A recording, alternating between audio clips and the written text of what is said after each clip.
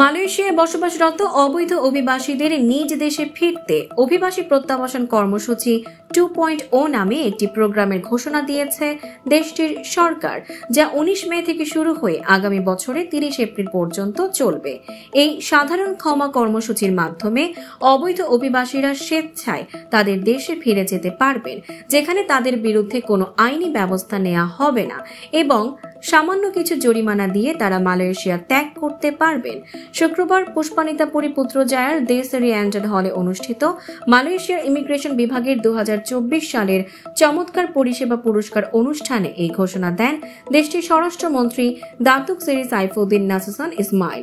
এ সময় তিনি বলেন, তার মন্ত্রণালয় বিদেশি প্রতিনিধি, নিয়োগকর্তা এবং বিদেশি সম্প্রদায়ের সকল পক্ষকে এই তথ্য ব্যাপকভাবে প্রচার করার এবং শেষ তারিখের আগে দ্রুত অংশগ্রহণের জন্য উৎসাহিত করার আহ্বান জানিয়েছেন, যাতে করে শেষ মুহূর্তের ভিড় এড়ানো যায়।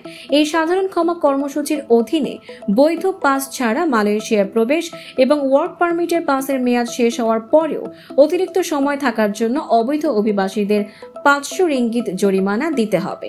তবে পাসের শর্ত লঙ্ঘনের জন্য 300 রিঙ্গিত ধার্য করা হয়েছে বলেও জানান তিনি। এছাড়াও আবেদনকারীদের প্রতিটি ইস্যুর জন্য 20 রিঙ্গিত মূল্যের একটি বিশেষ পাস ফি দিতে হবে এবং 18 বছরের কম বয়সী বিদেশি শিশুরা যারা অতিরিক্ত সময় ধরে অবস্থান করছে বা বৈধ পাস ছাড়া দেশে আনা হয়েছে তাদের কম্পাউন্ড থেকে অব্যাহতি দেয়া হবে, তবে তাদের একই বিশেষ পাস ফি দিতে হবে।